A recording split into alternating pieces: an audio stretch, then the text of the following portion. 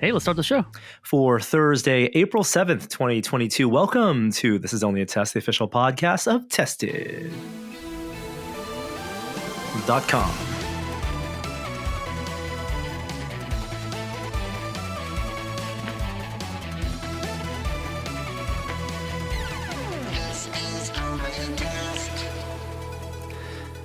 Hello and welcome to the podcast this week. Returning for the show as we promised last week. We couldn't get enough of him. I have returning Tested's head of production, Joey Famelli. Joey, good to see you. Good to see you. Hello. Yeah, thanks for spending the time. Last week we ran out of time. We were talking Moon Knight. We're talking some behind the scenes of Tested's video production. Very thankful for Josh from our team to join us and let us pick his brain. And first time podcaster. But we also wanted to get some questions out there from you, some listeners. So we are continuing that this week with some listener Q&A. But before we get to all that, there are a few things I wanted to go over. Joey, first of all, as you're recording this today, you published a YouTube video on your own personal channel. That's something you've been working on for a while. Pizza related. Pizza related. Yeah, I've been thinking about this for a little while. I've been using a pizza oven for years and years. I was one of the early Kickstarters on Uni, which is a pizza oven company that a lot of you have probably seen in the last couple of years. But I've been using this thing for like 7 years, and you know, it's when you get not new technology, but when you get things that kind of enter into the consumer market pretty early, it's always hard to find information about that stuff, right? Like you can't really Google that sort of thing. And I remember just having a huge hard time with that hurdle at the beginning, like finding the right recipes, finding how to work this pizza oven. These things go to like 900 degrees Fahrenheit, which is like food does not handle that well. All food doesn't handle that well. And so there are certain like ways that I was just getting stumbled along the way. And I eventually learned it pretty well. And what I saw was, this is like, I don't mean to sound like a pitch here.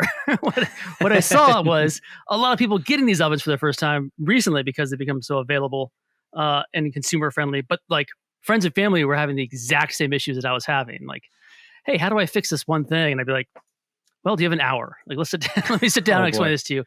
Tech support, but for pizzas. Yeah. So I was like, I should just instead of explaining this to everybody, I should just like make a video that I could just send to everybody. And then and then I started to think about how I would do this, what it would look like. And I came up with the idea of Getting Doughy with Joey as a title. And I was my God. All right. For people who didn't know, you buried the lead. For people who didn't see your tweet about it, the series is called Getting Doughy with Joey. Yeah. I fell in love with the title. I was like, I have to do this. I have to do this. I can't put this to waste. And so I did it. I made a video about 20-minute video all about how to work with high heat pizza ovens, sort of all the things that go into like what happens to flour, water, and all that with high heat, kind of the best practices on how to make certain style of pizza. This is just about the Neapolitan style margherita pizza, but I envisioned this as like a little mini series where I just go over maybe like 4 or 5 different pizza styles on how to make these specifically in these high heat pizza ovens, but also to get away from those like generic catch-all recipes. Like if you go Google pizza dough, you'll find one recipe. And the problem with that is you can't apply that to different styles of cooking. You can't apply that to like a low heat oven. That doesn't translate to like a bacon steel. And that certainly doesn't translate to like a 900 degree Fahrenheit oven. And so you need to sort of cater those things specifically for how you're cooking it. And so that's what I wanted to explore this series and stop explaining this in person to family and friends and just show them this video series that I'm doing. What I didn't get out of this video that you usually get out of recipe videos is 2/3 of it being the backstory of your life experience and how you got to that point. You went straight to talking about dough, and it's very dough heavy. It's very dough heavy. Yeah. And I think that's the biggest thing that people like have hurdles on is just the dough. Like the sauce and the cheese, it's pretty easy. I can explain that stuff pretty quickly, but like there's so much science and different techniques when it comes to fermentation and pre-ferments. There's so much ways to approach pizza, and like the dough being such a big, ratio of that pizza, it should be taken with care, in my opinion. And so, yeah, it is a very dough heavy, and I was very aware of like how I could easily make this a backstory video or just go too long. Like even yeah, even 20 minutes, I'm like, oh, this feels a little long, but I feel like it's got a momentum in the way that the information is Shots of portrayed. Italy. Right. Some Vespas going through the streets. In 2003, I yeah. was in Florence, Italy. Yeah, The no. master of none style. Yeah, exactly. What were your kind of, not inspiration necessarily, but from a video production standpoint, what drove the way you filmed it? Was it the content first, or was there a certain style video that you were thinking No, of? it was. I was actually more. So I do watch a lot of food stuff on YouTube, and I was more aware and like not wanting it to look just like those. I think like there are shots that are just impossible to not have it. Like there's binging with Babish is one of the more popular ones, and that's literally a table shot. So I think his sort of approach to it is theoretical. Like I just like you said, he doesn't care about the backstory. He doesn't want this to be about him, and so he frames it all from the chest down, right? So you're just seeing a table of food, and that's sort of his shtick.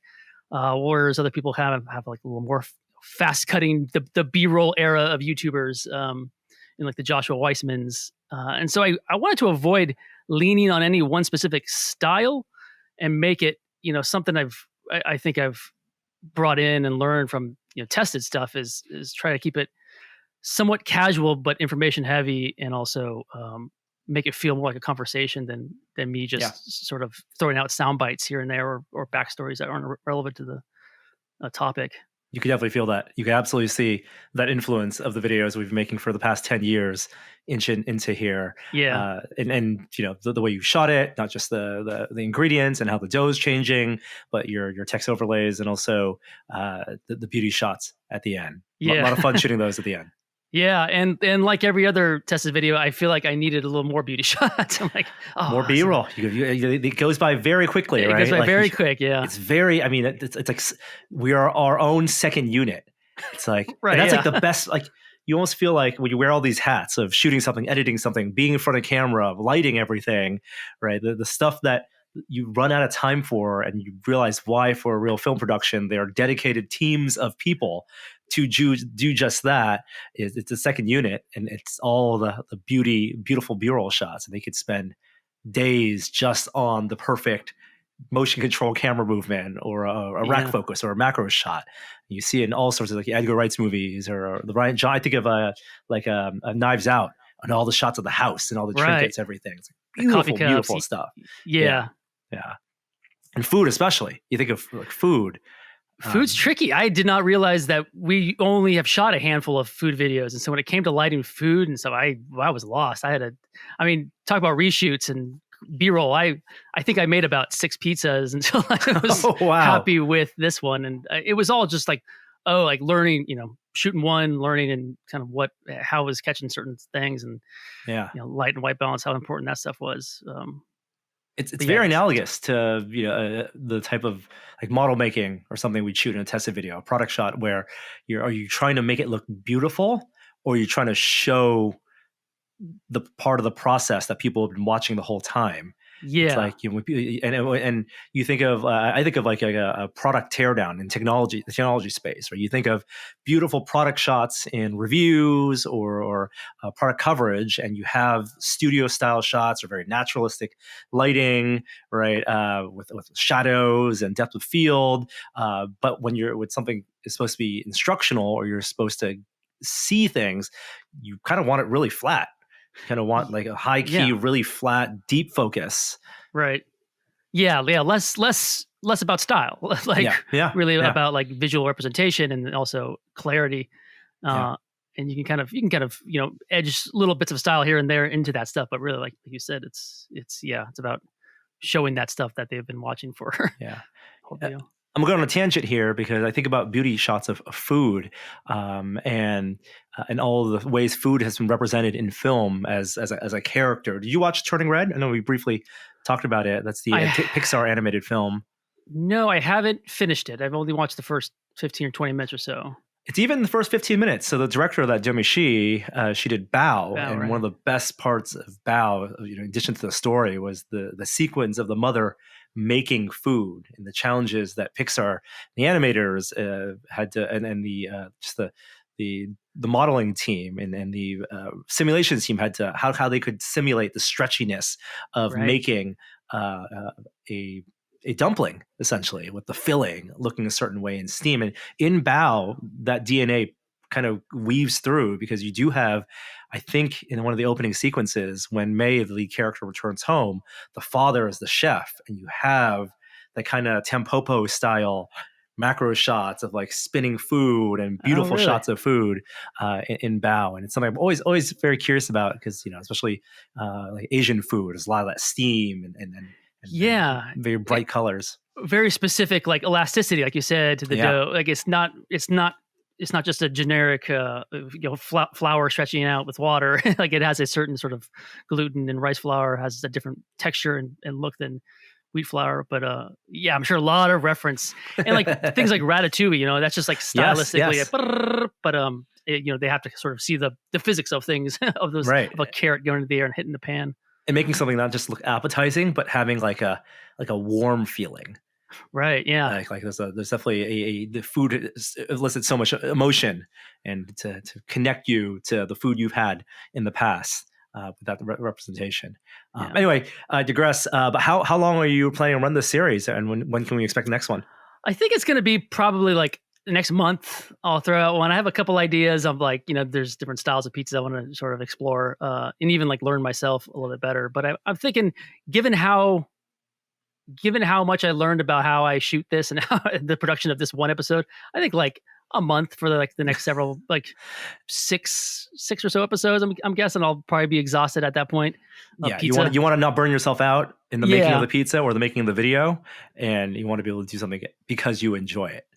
Yeah, I'll package it up as a little DVD and give it to my my friends and family. Here's a USB stick. Parts exactly. one. Or, you can do what our friend Bill Duran does. And I want to give a big shout out to Bill because it was his birthday recently. I think he's going on vacation right now. But Bill released a Fusion 360 tutorial. He's done videos on Tested for about 3D modeling, about making props, both 3D printed and custom modeled, as well as with foam fabrication, of course. But he just released something you can purchase on the Punish Props website, which is a full multi-part Fusion 360 from the basics modeling tutorial using his Men in Black Noisy Cricket as the reference. And it does come with his 3D model of the Noisy Cricket. So if you have a 3D printer, it's one of those things. I purchased it. I've been watching it. It's incredibly helpful. I'm still not ready to do the full dive into that type of modeling. It's a bit time consuming, but I get a better grasp of at least the tool of Fusion. That's great. Yeah, so it's well worth it, and I love that everyone we've chatted with, all the people we've worked with who are makers of things. It's now easier than ever than to make videos about those things, to share their experiences or tutorials, which are some of the questions that folks out there that we'll get to later on in the show. Before we get to news, I want to do a little bit of other housekeeping as well. On the site this week, we have a new one-day build with Adam. This one actually was interesting. You shot this, Joey, and edited. Adam originally planned for this to be more of a show and tell. He actually introduces it as such. Here's a show and tell. I'm going to tell you about this thing that I've had in the cave for a while, and then as you were filming it, it became a build, like evolved into a build, and it was a restoration and rebuild of a vintage cruiser bicycle. Yeah. It was brought out of what it's been in storage since 2010 or something. Right, it went on tour with the the MythBusters explosive exhibition, I want to say, and then Stop and Tour recently brought back up from Los Angeles to the cave, and we've actually had it over at the Tested studio for a little bit, and then kind of dragged it back to the cave where Adam put it back into working order.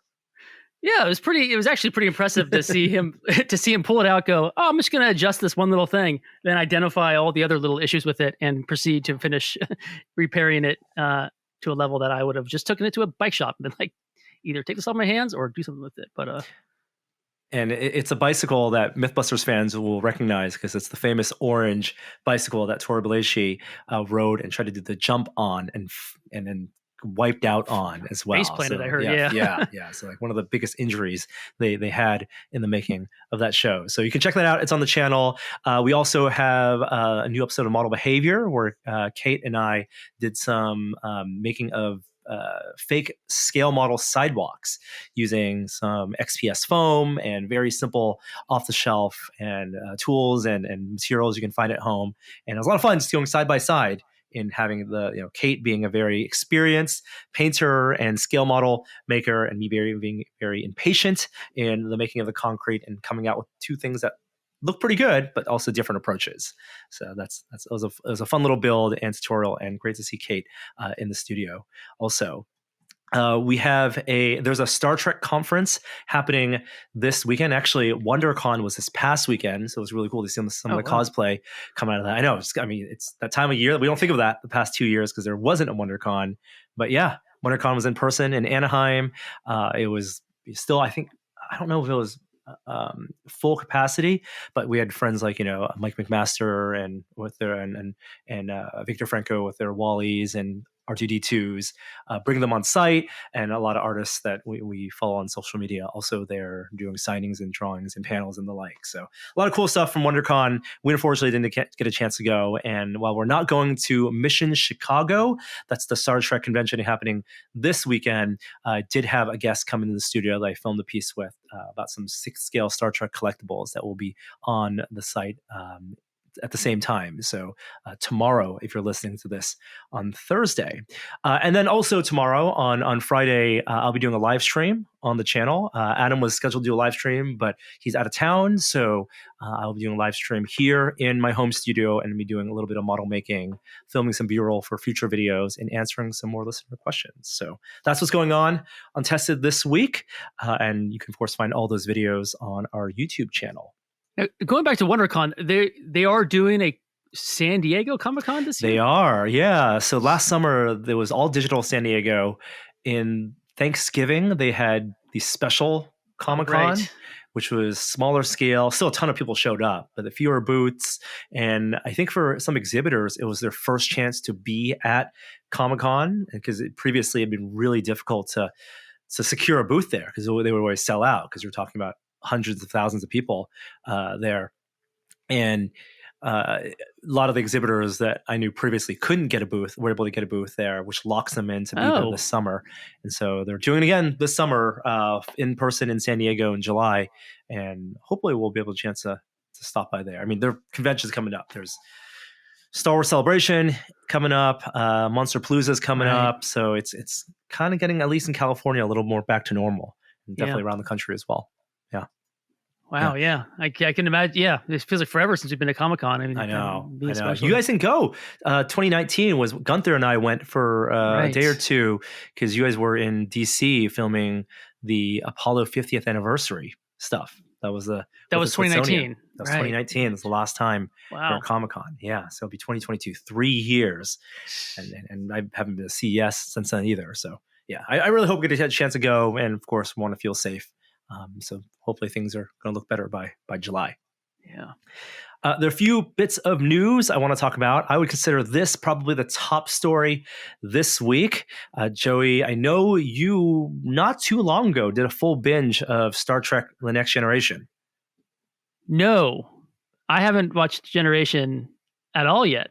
What? Oh, you did the original series. I did the yes. I did the original. That's series. What it was. Okay, I thought it was Jeremy who did Next Generation. Oh, okay. So Jeremy's dead to us.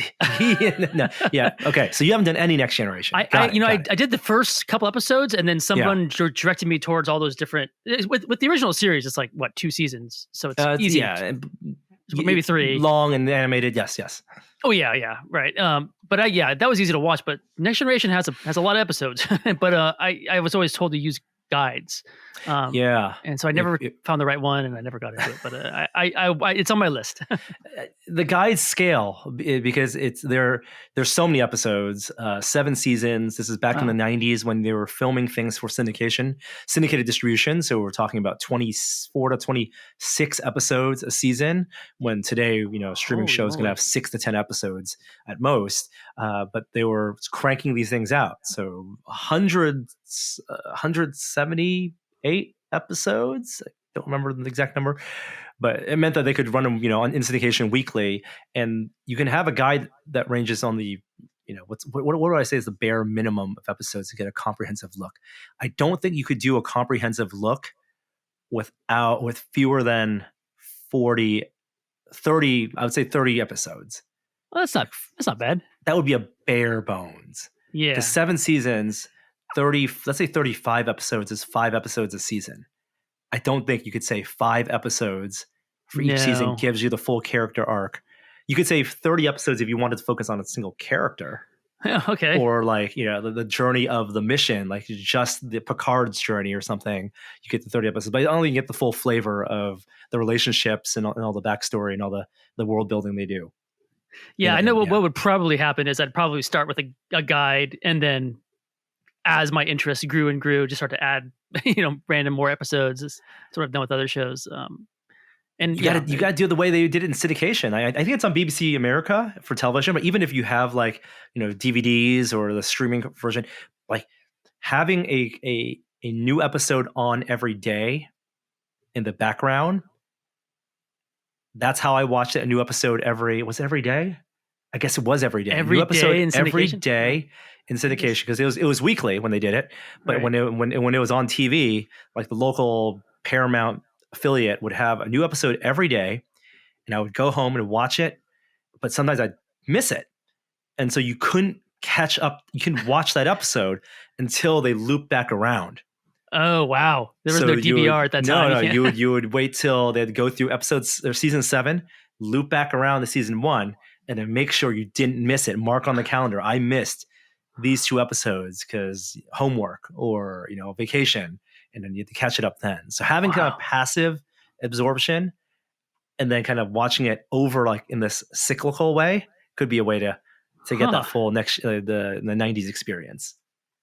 But I mention it because, of course, Star Trek Picard is on television right now. We in the podcast been very, very hyped up for Picard ahead of the first season. It was Patrick Stewart returning to the character after 20 plus years. The first season, I think it's very safe to say, mixed reception from what people wanted out of a return to Jean-Luc Picard's life, and not knowing if there were going to be more seasons, and the story they decided to tell compressed in 10 episodes. But there's a second season. We're in the middle of it right now. I do have things to say about this season. Now, can I ask one quick? I watched the first season, and I watched a bunch of Discovery, and I have watched a handful of The Next Generation. So I know the tone of Next Generation. I know the characters, and I know what the tone of TNG was. Picard felt like a Discovery side all of these hustle, and all of these feel like a Discovery style show, and then they're all shot like 2.35.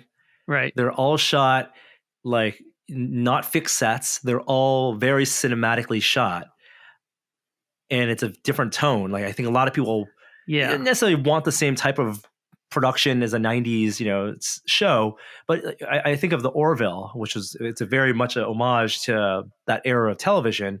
And it's still modern sets, but they're still filming on a bridge and hallways and going on a planet, and it's episodic in that way. And maybe what I want is what they're going to deliver in that Strange New World show, which is coming out, which is about the original Enterprise and Captain Pike, and that will be more of like a episodic adventure on a ship. Here, it's like the journey of one man and toward nearing the end of his life and career. The second season is all right. The interesting thing is even though the second season isn't over yet, they've actually just wrapped filming season 3. Oh wow! Patrick Stewart's not getting any younger. When the streaming money came in with Paramount Plus, they decided to film seasons 2 and 3 together at once to make sure they could get it all in the can. And so they started, filming season 3 right after they wrapped season 2, even before season 2 premiered. And they have now announced, they did a big announcement this week that for season 3, the cast will be all the title cast of The Next Generation. They're all coming back. And if I remember right, there were maybe a single episode here or there in the first season where someone would come back and like, oh, it's him again. But yeah, exactly. They are going to be key. I don't know cast? if they're main cast, but they will all appear at some point, and they will all be like everyone's going to have a role. It's not just going to be cameos. Presumably, like Riker and Troy. It was like one of the best episodes in that first season was when they teleported to Riker and Troy, and he's making pizza in a pizza oven. Exactly, and then and having that like nostalgic chat. Yeah. Right? I think like a lot of Next Generation fans could have been happy just having a full season of Picard just visiting old friends and where they are, and just reminiscing about history that we don't know about to catch up. It's like filling in the blanks of this fake future. Right. But instead it was like, of course, this fast-paced adventure with a big antagonist and a big villain and urgency. Kind of a show to be a very modern, like Star Trek Discovery like quest that they made. Now, for folks who have not seen any of it and have heard bad things about season 1, does season 2 kind of pick up right off of season 1, or is it a little? It's more a year and a half later. And okay. They do diverge from the season 1. It was about the synthetics, the android life. Of course, the big emotional connection was his relationship with Data, and that hanging thread from the end of the movies. Season 2, they really do not lean into that at all. It's a return to Q. To not spoil it, and you've probably seen this in the trailers. It is time travel. It is very much Star Trek 4, and going to the past and the Picard family history that they're dealing with. Oh wow, cute. Okay. Yeah, John Delancey. And then they do the thing where, he appears and John Delancey is, looking pretty good, even though he's older now, but they do the fake the smoothing out of the face and the black hair dye for one shot, and he goes, Picard, you've got older. Let me catch up with you. And he stabs his finger, and now he has the gray hair also. So they story tell their way out of the makeup, so it's not just distracting makeup throughout. That's too funny. Yeah. But it will be Jonathan Frakes as Riker, Marina Sirtis as Troy. You got Gates McFadden as Beverly Crusher. We got Michael Dorn as Worf coming back. Wow. LeVar Burton as Geordi LaForge.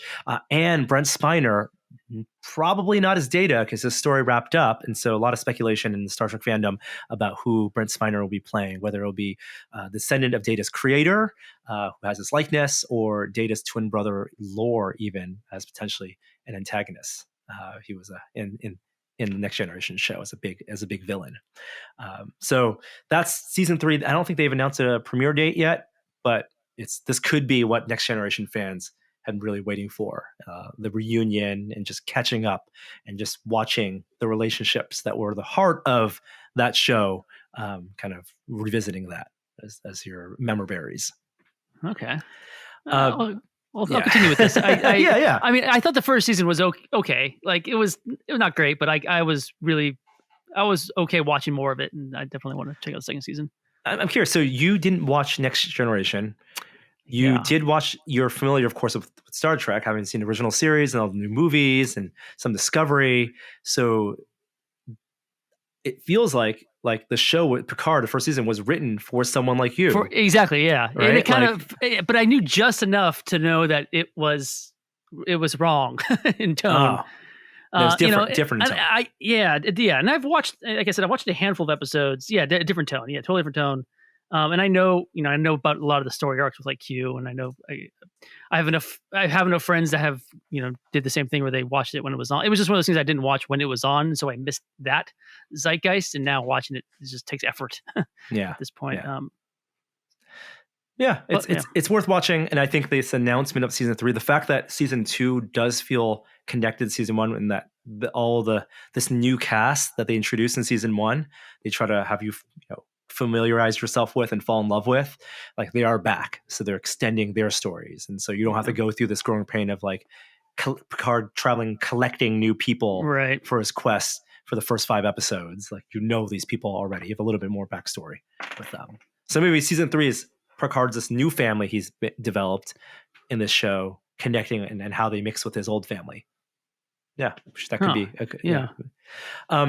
Speaking of nostalgia, member berries, in the video game world, the big story announced is that there is going to be a return to Monkey Island. This year, Ron Gilbert, the writer, developer of the original Monkey Island series, announced this on April Fool's Day, but it's a real thing.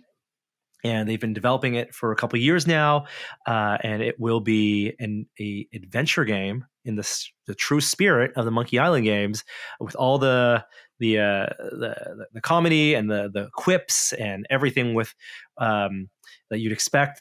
I think there were sequels previously in like this semi early the modern era of PC gaming, but this is of course updated with high res graphics and art assets. Yeah, and they have done, I believe they have done like remastered versions of the original too. Yes. Yeah, like where they you had an option to like turn the graphics on looking nice or turn on the original graphics. I actually haven't played. I mean, I haven't played those games. I used to play a lot of those early Lucasfilm, like Full Throttle, the Scum games. Right? Yeah, Maniac Mansions too. So it's been years since I've touched Monkey Island. I don't think I played the sequel. I think Sam & Max is a good example of a game that has been modernized, adventure-wise, and it's actually a really good analogy with the Star Trek stuff, because this presentation style is a little bit out of date now, and I don't think if they're trying to get new audiences to also love what people loved about those style of games, it's going to be the writing, it's going to be the characterizations, and some of the art style, but the gameplay can't really be that point and click adventure or text-based conversations. Like that's just not a style that will play today.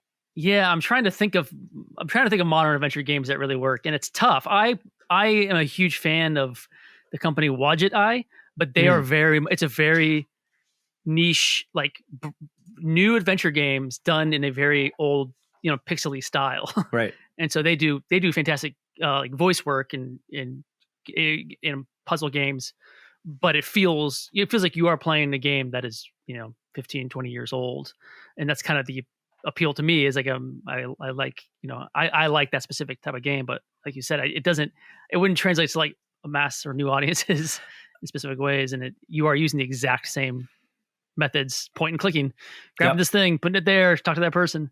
And it's very slow, and a lot of it was back and forth. It's just slow traversal of back and forth, and that's because they were kind of milking, the gameplay time and letting your imagination kind of fill in the blanks. But there's, like in TV, too many options now. We can't have time to put 40 hours into a point and click adventure. This really needs to be just more about the dialogue and more about just a lot of colorful characters. Yeah, I'm curious. I'm assuming it's going to be a Steam release, but they've been porting. Wadjet Eye has been porting their PC games to things like iPad or even the Switch, and I find it works pretty well doing that. like playing some of these point and click adventures on an iPad makes sense. I'm curious if Monkey Island's going to take that same route, because it's a game that feels like it's really made for the Steam Deck, because that one has the built-in thumbstick controls as well as touchpads and also touchscreen. And so really point and click adventures, anything that would need a mouse cursor but doesn't need fast mouse movement is perfect for that Steam Deck form factor. That makes sense. Yeah. Hey everyone, before we continue on this week, I want to let you know that This Is Only a Test is made possible this week from the Stack Overflow podcast, which you should check out. Wondering which skills you need to break into the world of technology or level up as a developer? Curious about how the tools and framework you use every day were created? The Stack Overflow podcast is your resource for tough coding questions and your home for candid conversations with guests from leading tech companies about the art and practice of programming. For 13 years, the Stack Overflow podcast has been exploring what it means to be a developer and how the art and practice of software programming is changing our world, as I'm sure it has been changing in their industry as well. The show dives into topics that matter from a listenership of developers, tech enthusiasts, and educators of all stages of their careers at this moment, and provides tangible tools and conversations about the infrastructure in tech right now. With new episodes twice a week, the show dives into topics like Web3, code security, cloud infrastructure, and how AI can solve real-world problems, and more. Listen at stackoverflow.com/podcasts or at any major podcast platform. Now back to the show. Sticking with video games, other big release this week was finally out of beta. Epic has released Unreal Engine 5. Now, we're not video game developers, we're not coders, we're not level designers, but it is interesting from a production standpoint because UE5 has a suite of virtual production tools and things they've built in, from their metahumans technology to things that they made for the first season of The Mandalorian. And you pointed me to a video that the Film Riot YouTube channel did, where they experimented with using Unreal Engine and creating their version of a volume style projected background using just a off the shelf projector.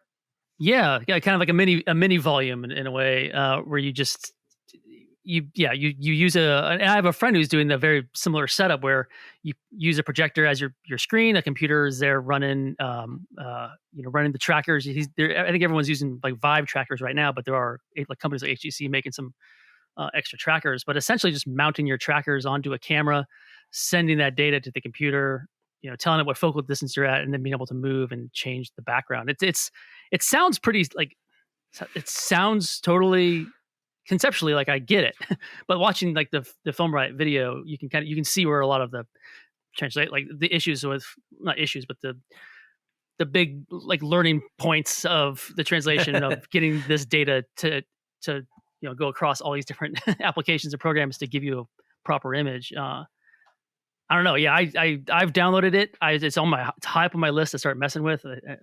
I'm like really curious as to how this stuff plays, and I think it's going to be huge in the film industry moving forward. So definitely something I want to know more about.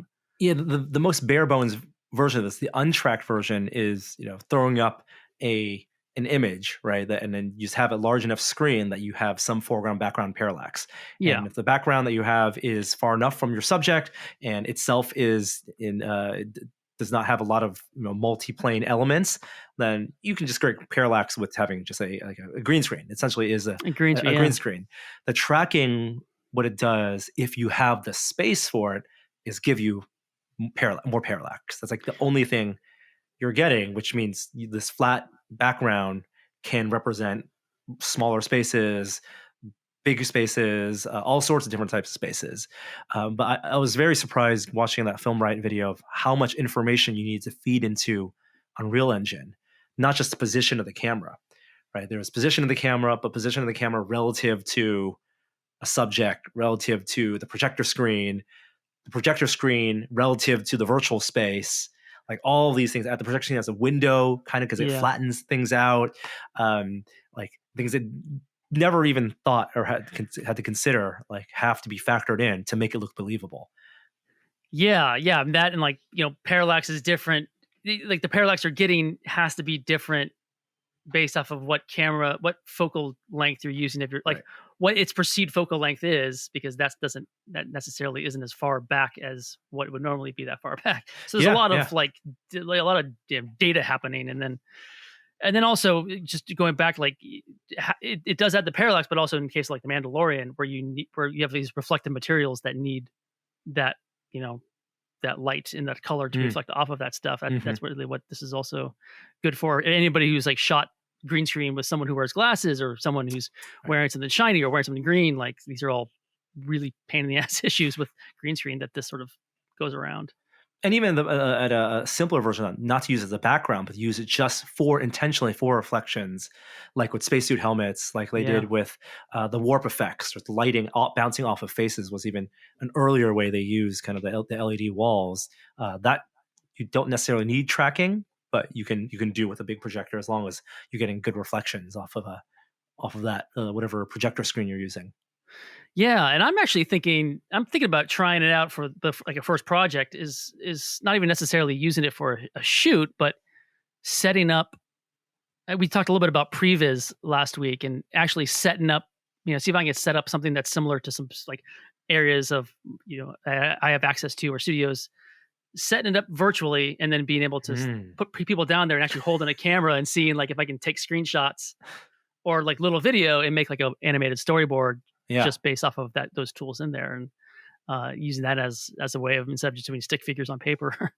and that's what Matt Workman his first product, the Yeah, Cinetracer, I believe it was Cinetracer. called. It was Yeah. basically Unreal. It was essentially a sandbox in Unreal with all the assets available, the free ones where you can buy them. And then he built all the very complex like lighting tools that we would have, like all the airy sky panels, like they're all represented correctly in there with the right lumens and being able to dim those. So basically, building out that lighting supply, building out what the cameras and the lenses should do, and then letting the user sort of frame. I haven't really played with his stuff much. I think it's maybe still in beta. I know it's kind of a work in progress, but it's on Steam if you're interested in checking that out.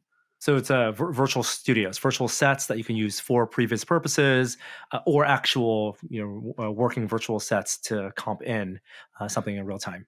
Yeah. Yeah, and now I think he's also working with Unreal with the MetaHuman stuff, and again, just the idea that you can track real camera moves in virtual spaces. You see that a lot in in animations and cutscenes, just like Right. these type of real handheld camera movements that they're using. Yeah. It's the old Jim Cameron holding the iPad with the tracking balls. Exactly. Right? Filming Avatar. It's the evolution of that. Yeah. Exactly. Yeah. Except you don't even need a real lens, right? So I unless you're doing in-camera shots, you just need something that represents the dummy thing. Maybe with the weight of a camera body. Yeah. If it's all in camera, it's really just. I mean, I've seen people do this on just like a stick, like having the tracker there and holding the stick up to sort of move it around, and get that camera feel. And I think Matt Workman even like put some of this stuff on wheels. A lot of the ways when you start getting to dollies and jibs and stuff is you move a camera head not with handles but with these wheels and angle the camera up, you're talking about cranks, yes. So you have a set of like 3 wheels maybe, and he was able to translate those into either Cinetracer or Unreal, but basically control his camera in a way that a camera operator who from the local 600 who's worked with those wheels can come on here and know exactly how to move the camera in this virtual space. So with the right resistance and momentum. Exactly. And like he's actually using like physics. those same wheels. Yeah. Yes. Just to make something look handheld. So much of it is to make a motion controlled thing look not motion controlled. Yeah. But exactly. you can record those actions and then manipulate them later. Like tweak them. Yeah, totally. Yeah.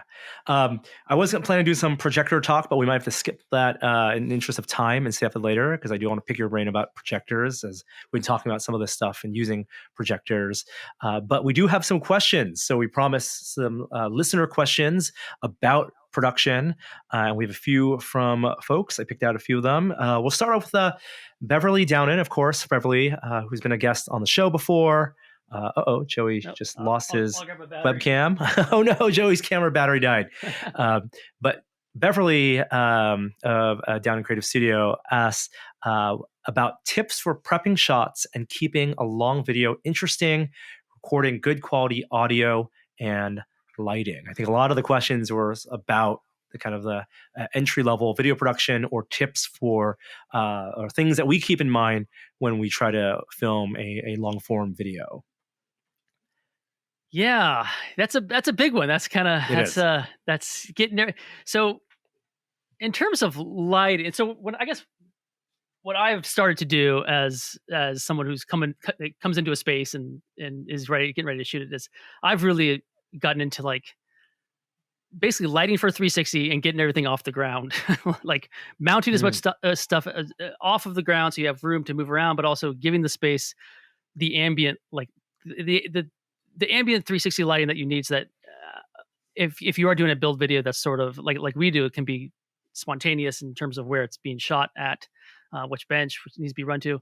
Basically having all that lighting set so that you don't need to sweeten anything up afterwards.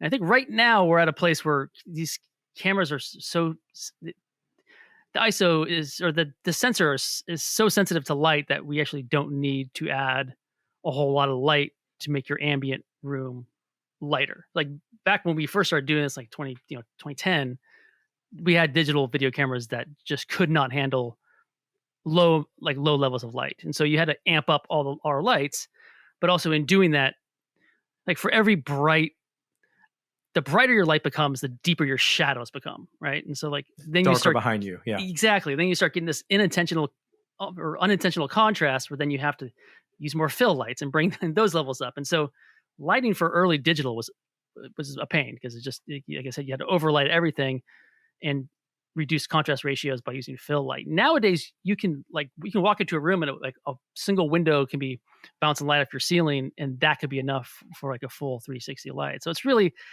evaluating your space and knowing that you can use with newer cameras, you can use lower levels of light and just more of them around the room, and then do camera tests and see if you have that ambient level.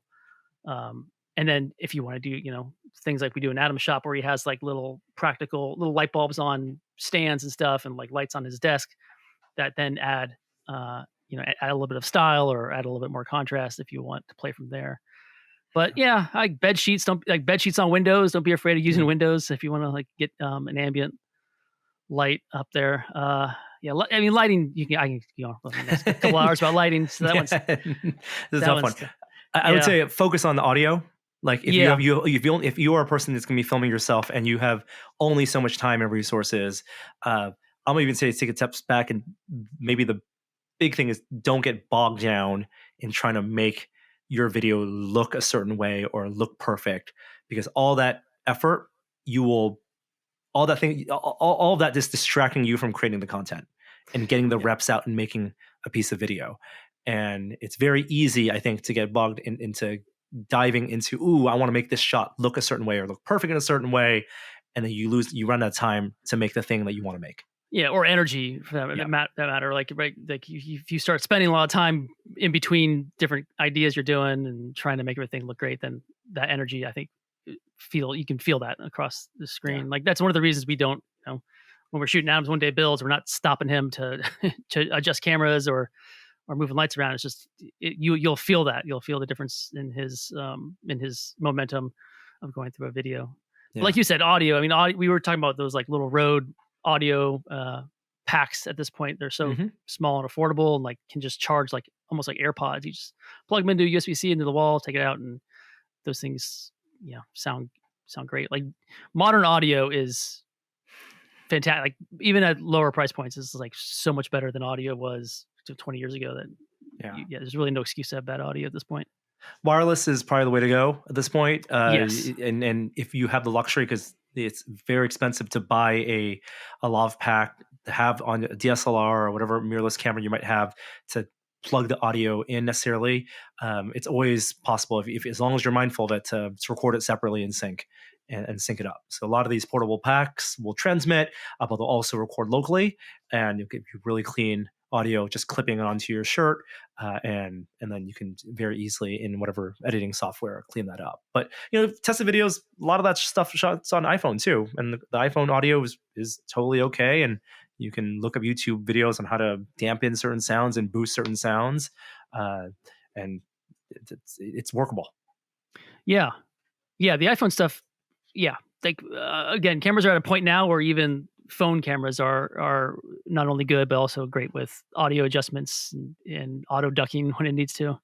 Yeah. What's your thought on? You'd be a good one for the what was the other question? The keeping a long video interesting. Yeah. Write it out. If you're just starting making videos, write out, and you don't need to go through a script. Like it doesn't need to be a script, but writing out what you plan to say as if it was a script, just to get your ideas down first, helps tremendously. And what you realize is you don't necessarily need to write a lot. Like you can write. I think, Joey, when you and I went to the Arctic and we traveled with Tom Scott, the YouTuber, right? Like he considered it like a cheat code. He would write out all his scripts, and 4 paragraphs would get him, a video. It was. You don't need to write 2,000 word essays, and writing it helps you learn what your own voice is. That's a good one. I mean, I don't do videos as much or haven't done as much, and so I leaned on that as a crutch because like I found myself going long but being uninteresting or like repeating myself or like not finding the right information. And so what I was doing for like camera review videos and stuff, I would write it all out as if, like you said, as if he was going to say it, and I would just have it to the side of me. Yep. And like I'd write it all out, read it a couple of times, put it to the side, and then go and try and be naturalistic through that way. But it was also just a way for me to be more aware of, like you said, the voice of what you're saying, if you're repeating things, and it just helps. So if you just get stumped at some point, you can just grab it and take a look, Yeah. and that stuff helps if you're just starting out. It's a guide. Absolutely. It becomes a guide for you. And then don't be afraid to record it multiple times. It will probably be better the second time, or you'll realize the first time you got it right. Yeah, I'll admit something. That the pizza video that we just talked about that I put out, that is a full second video. I did one video where I thought I could just not, like, I gave myself a kind of a bullet point in my head, Yeah. sat down, shot it all. Like, I mean, it took a lot of effort. Like, I made pizzas, which take a little bit. Shot this whole video, edited it, and just watched it. I'm like, oh, like I messed this all up. And so, being able to just acknowledge that was going to be a burner one, like, okay, now, and then I did it right. Wrote everything up, put it to the side. Didn't necessarily like use it as a script, but I used it as a guide and got it right the second time. Even knowing in the back of your subconscious that it's a burner video, that you have the opportunity to shoot it again, relaxes you that first time. It does, yeah. And I think that's probably going to apply to some of the other questions that are on this list here. But it's good. We had a similar question from Raphael about general pointers for people starting to make out videos. So I think we covered that. Common unnecessary mistakes, you think? Yeah, common unnecessary mistakes. Oh boy. What do you got? You got anything that one? When I look at videos,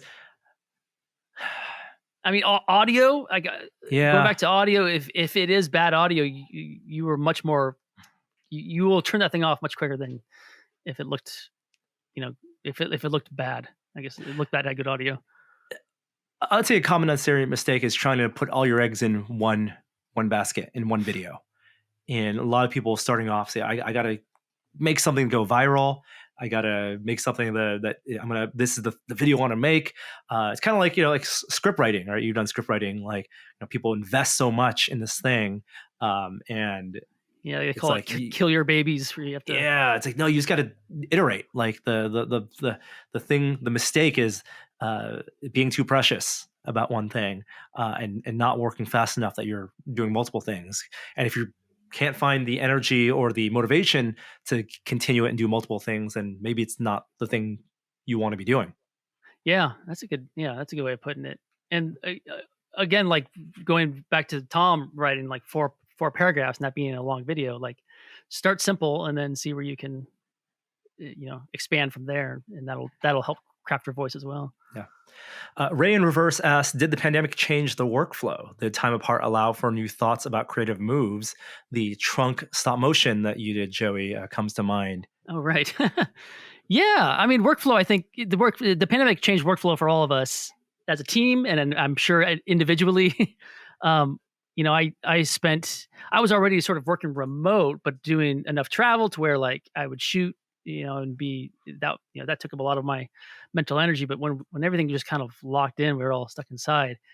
I just leaned on playing a lot more with my camera in my garage, doing short films, like figuring out other little techniques and stuff.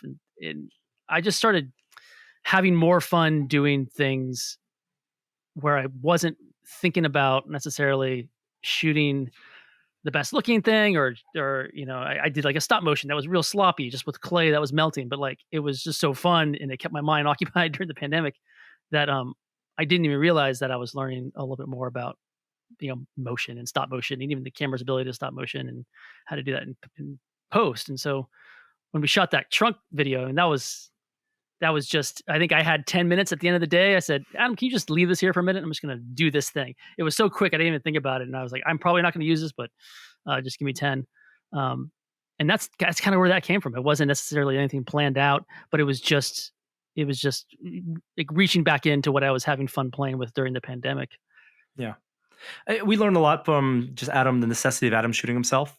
I think that, just from a pure logistical workflow perspective, we're shooting with an iPhone. He's using the front-facing camera a lot of the times, chatting with him, encouraging him to experiment with, to different cameras and different lenses. He shoots all the B-roll, but he's also making the thing. And if it's a long process, he'll have a camera fixed on his monopod or one of those arms, and roll for 45 minutes doing a thing. And normally we'd have camera on sticks and put on time lapse mode, right, and an SEQ profile, and realizing that there, while there are limitations to just having one single camera that Adam is just moving around, we are learning a lot more about what you out there, the viewers and listeners, want to see. And there are things that we maybe previously would not have shot in that way without being constrained to a single iPhone camera.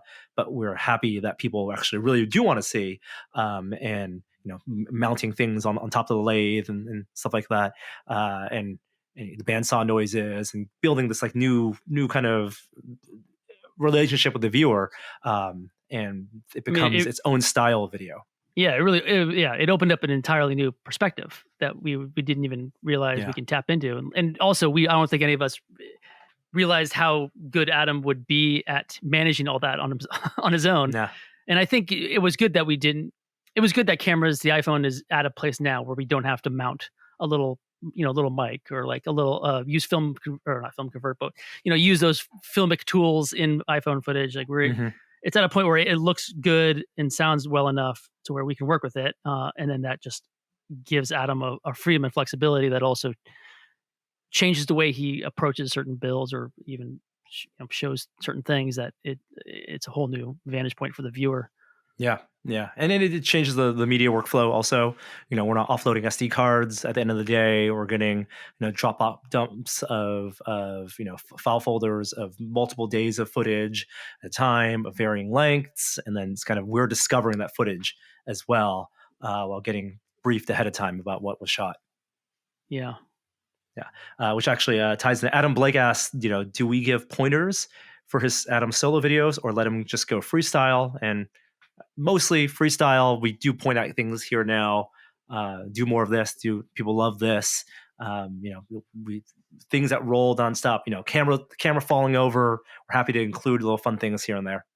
Yeah. It's a little bit of just a post-mortem, like a little feedback session of just like, hey, this worked really well. Like this thing they didn't even think about during this accidental thing, like coming on our end looks great. And plays well. Adam playing music and dancing to music, right? Yeah. Just it is a honest look at how he works in the shop, and we work around some of the music sometimes. But we always called one day builds as like a fly on the wall, but this is more literally a fly on the wall perspective. Yes. Yeah, and he's just moving that fly around, every half hour, and we have fun with finding the royalty free music also. To speed up time lapses. And we're always surprised, people, I think in 2020, there were builds that were hour and a half long and folks watched it for an hour and a half. Yeah. Mark Fry asked something not production related, but, or not tested production related, but do you have any thoughts on the handheld camera work in Moon Knight? In episode 1, one of the shots of Steven running up to the muffin van. That's when he wakes up and he's running away from that town. And in episode 2, there's a in-camera edit via pan where he's on top of a cop car. So maybe just like handheld camera in this type of cinematography. Yeah, I haven't seen episode 2, and I can't remember enough of. I don't remember specifically watching for an episode 1. But handheld is. I'm starting to learn a lot more about professional handheld, I guess you would call it. Since I've been using an Easy Rig, which is a device, a backpack with a big old arm that kind of comes down with a tether rope that helps you stabilize your camera to help you do handheld for longer. And since doing that, I've started to pay more attention to all different types of handhelds. And there's production houses and productions doing house styles of like, your handheld is the horizontal movement. And avoid vertical. And so there's like whole theories of thought about how vertical is a little more disorienting than horizontal. And so like, let's use horizontal for when we're just chatting. Let's do more vertical bounce when we're chasing someone. And so there's actually like schools of thought on how to disorient someone or how to just make it feel a little more energetic. Energetic for sure, right? Like the camera as a participant in the scene when you have like verite stuff Yeah. or even like talk like the Paul Greengrass, like a lot of the sneaking, peering It's into with the foreground elements, voyeuristic. Yeah. voyeuristic, right? Like even though it's not, the camera isn't a character, you're perceiving it from your perspective, and it's giving you the feeling as if you're in the room, but not up close. You're not you're not Yeah, standing in front of welcome them. into that moment, which is supposed to evoke a feeling, right? It's all about communicating a emotion to the viewer that's not necessarily on the faces of the actors. And so like the movement of a camera for Handheld is like for this show makes a lot of sense Yeah. because he's in a manic state. He's disoriented oftentimes, and so when he's kind of bumbling through the world frantically, like the camera can communicate that too. Yeah. Yeah. And like the easy rig, like I said, it gives you a little bit more ability to play with those different styles of handheld. And then there's also like, I don't know if the whole show is shot in a handheld style, but maybe it's I just don't those think so. scenes. Yeah, Okay. no, I think they do a lot of camera control stuff because there's duality. There's Right. mirrored shots, and Oscar Isaac playing different versions of himself in mirrors. They have to frame for that. Yeah. Yeah. Huh. All right. That does it for the listener questions. I can't believe, wow, we're an hour. Joey, do you have time, 5 minutes for me to give a quick rant? Yes, please do. Okay. All right. Here we go. So maybe if I can find the things that annoy me, uh, music cue. We should have used to have a segment. Jeremy will pull out his phone, open the Notes app, and talk about things that annoyed him.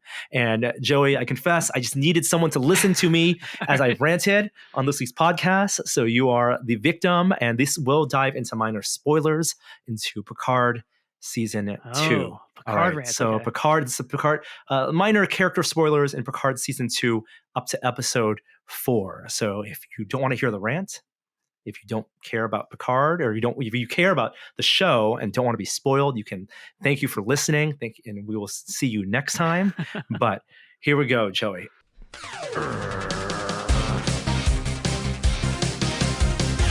Things that annoy me.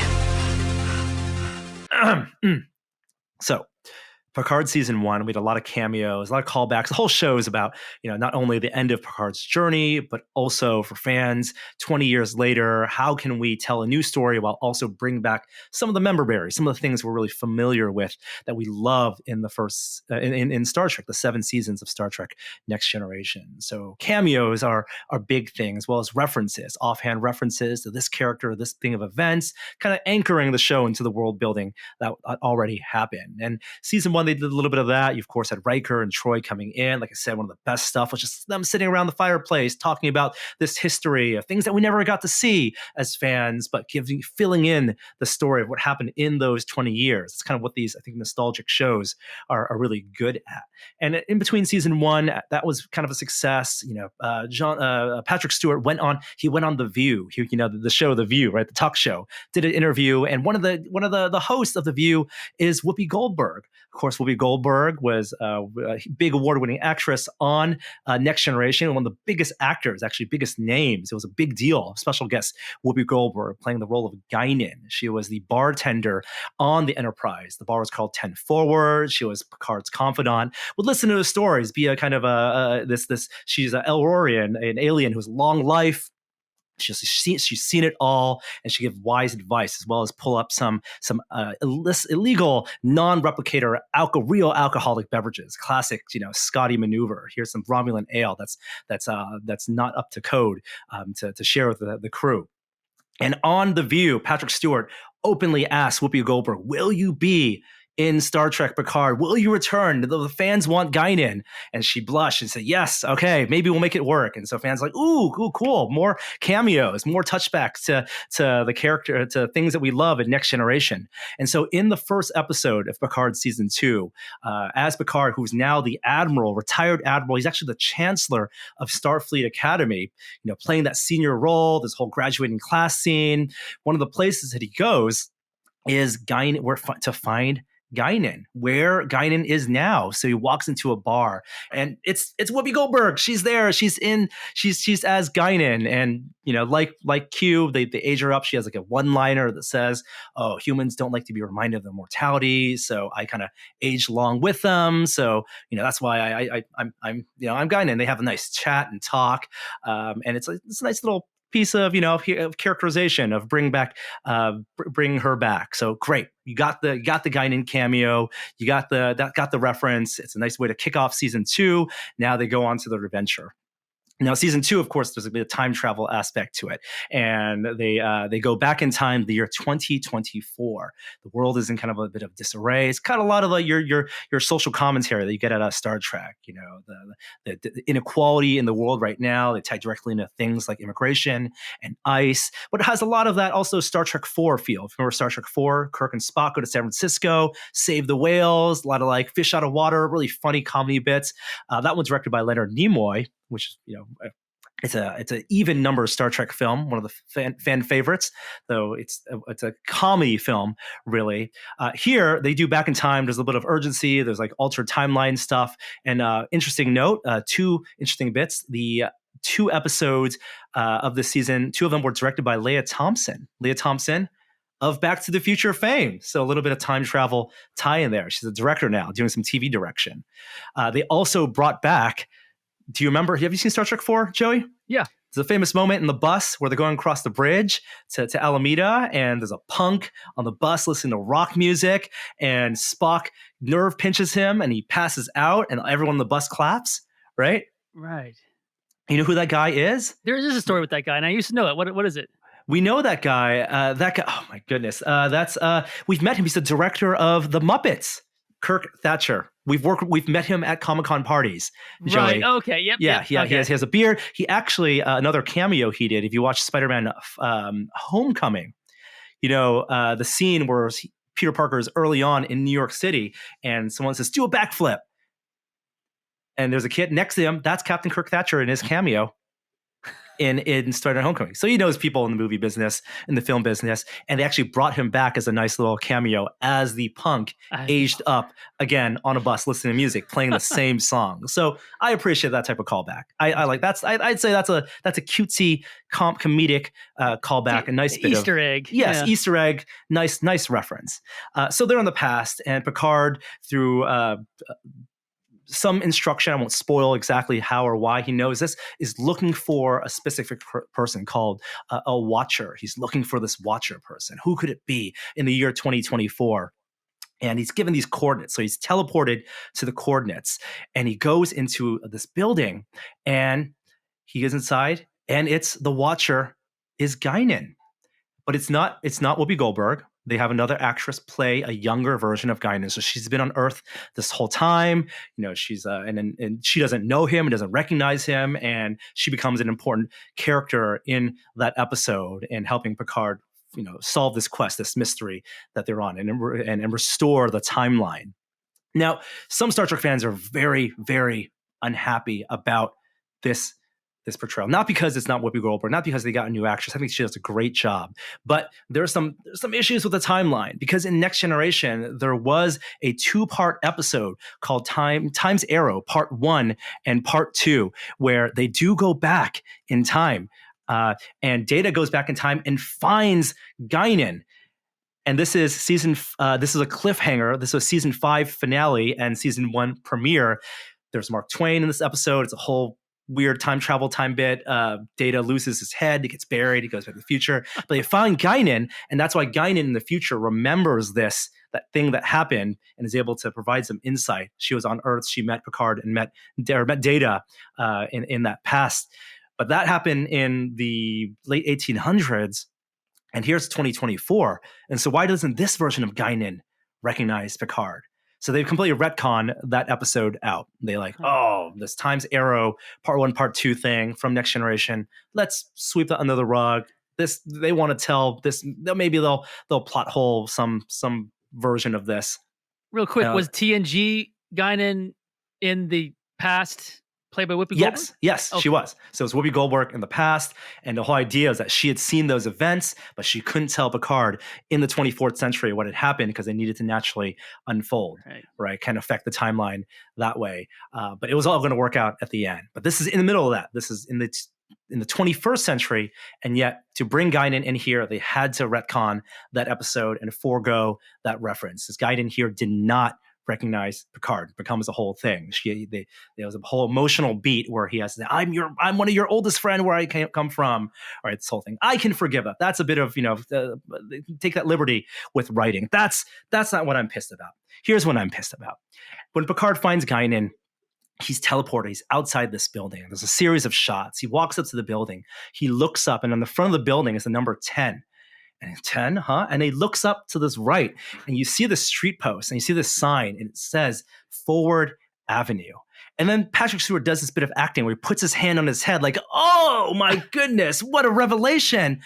Oh, it's Guinan. And her bar is number 10 on Forward Avenue. And that's why on the Next Generation on the bridge, her bar was called 10 Forward. And so it's like uncovering this explanation for the name of this bar that was on the show and answering a question that fans may have had on the show. But Joey, but let me tell you, there was no explanation needed. Because fans of the show knew, and especially the hardcore fans, anyone who picked up a Star Trek technical manual or a blueprint knew that 10 Forward on the Enterprise D was called 10 Forward because it was on deck 10, because it was on the forwardmost part of the ship. When you think of a saucer section, the saucer portion of a ship is a disc, and then the front port on the bridge is deck 1, the top most elevated part, but right in the middle, deck 10 of a 20-deck saucer would be the wide part of the ship. And if you go to the front, that's why they had this lounge with these panoramic windows. So you could, the foremost part, the best views of the ship was 10 Forward. Wait, so real quick, what is being suggested with the timeline is that she worked at a place, the bar she worked at in the past was called 10 Forward? No, the bar she worked at in the past was bar located, the address located on 10 Forward. On 10 Forward Street, Forward Avenue. And that's why she had named the bar on the Enterprise 10 Forward. When that's not the case. Oh. It was written in the blueprints, written in diagrams. The Michael Okudagrams, the classic Alcar style diagrams, showed clearly 10 decks, and the very forward part of the ship. Every Galaxy class ship, not just Enterprise, would theoretically have its own 10 Forward. Guinan just happened to be the bartender of this bar that was there, and yet they made it a big deal in not only the revelation, but the acting. Picard holding his bald head, looking up, aha, I finally understand now. This is why the bar is called 10 Forward. But no, and now I think about this. And I'm imagining pure Usual Suspects, by the way. Very much. Oh and they had apparently teased this up in interviews, like a big revelation about the Enterprise, and you're going to learn things that you never knew to connect these dots. These were dots that did not need connecting. And yes, I'm very grateful that this show exists, and there's this streaming money that can give us Star Trek Discovery and Prodigy and Lower Decks and Picard and Strange New Worlds. We're rich full of Star Trek content right now. And a lot of the showrunners talked about how they grew up watching Star Trek. It's an amazing thing how people of our generation who grew up watching Next Generation now are part of the production team and the writing team that get to make this and fulfill these stories. From their perspective, it's either two things. One, they intentionally did this. Maybe there'll be some type of temporal callback, and they'll answer this plot hole, this retcon later on the show. And this whole rant is for naught because they're going to address this. But even so, if they did that, they know going into the writing that this would be infuriating to some viewers. The other explanation is they simply didn't care. They simply wanted some explanation. They wanted some bit of revelation, some bit of dot connecting that they thought would be a clever bit of acknowledgement or a clever bit of Easter egging that would be, they think in their minds, rewarding to fans of the Next Generation. But for fans of the Next Generation, for those of us who did buy the technical manuals, who did read the blueprints, who embrace the world building. Because remember, one of the appeals of Star Trek isn't that this is science fiction of a future. Star Trek fans, this is our future. It's what we would hope we would want the 23rd, 24th century to look like. The people who invested most in that world building, who knew what 10 Forward already stood for, those are the people who this bit of Easter egging, this bit of writing seems to spit in the face of the most. Yeah. Going back to your theory, I imagine this had to have been extensive conversations within the writer's room, or I am sure there must have been 2 or 3 passionate folks in the writer's room like, we can't do this, guys. And some producer somewhere being like, no, it's fine. No one reads the manuals. I'm sure no one reads the manuals. Star Trek is the only franchise where people read the manuals. That's a good point. Where there are multiple manuals. Galaxy Quest, the perfect Star Trek, the parody, the tribute to Star Trek, right? It's about the heroes are the kids who read the manuals. Yeah. No, that's and to write this detail in, to say it's a thing we're proud of. High fives in the writer's room. People are going to love this, but don't worry, people who read the manuals, deal with it. That's why it annoys me. Yeah. And that's my rant. There is a lot of, what's the word? Gall? It's just, yeah. I think that rant is justified. And I'm sure there are many. I mean, is that a conversation topic on social? I'm sure it's people. Most people are posting about the timeline. Guinan, why doesn't Guinan remember Picard? Why doesn't Guinan? She was in the episode Time Zero Part 1 and 2. She should know Picard in 2024. I'm okay with that. I'm okay retconning a character trait in service of a character part of the story. Yeah, and this is a far-fetched theory, or they're going for a branch of the timeline. You know, like the idea that you're going back in time, you're now on a different path, but like to put a Avengers with, Endgame style. Your future, your past is now our future. How this was my Ben Parker.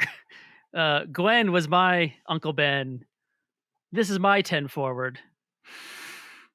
There will always be a 10 forward. Yeah. Time travel stuff. It's tricky. It's tricky. It's cost effective, but tricky. I like the aging up of everybody, being like, I want to age with you. And yeah. No, I'm okay with that. Yeah. That is apologetics that I can live with, but there will be no apologizing for 10 Forward Avenue as a plot point. Now, do you want to see a solution to this? No. Do you want to see? Okay. No, I just want to be angry about it. Like every fan. I just say, if they heard this and they're like, oh, well, now we got to come up with a solution. They come up with some half-ass solution. That would probably be more insulting. Yeah. They just got to live with this one. Yeah. There you go. Yeah. Season 3 is already wrapped. They've already filmed and written it. Nothing we can do will change how they release season 3. The actors are back. That's the big news. Thank you, Joey, for joining me on the show this week. Thank you out there for listening and enduring with this rant. We'll be back next week with another episode. I think Shore's actually back next week, so we're going to welcome him back as well. All right. Have a good week, everyone. We'll see you next time. Bye. Hi there. I didn't see you. That's it.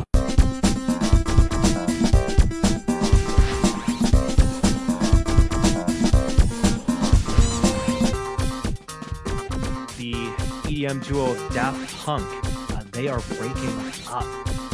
That's a big deal. Is it a big deal? Okay, they're humans. Go on with their lives. Enjoy their catalog. They're human?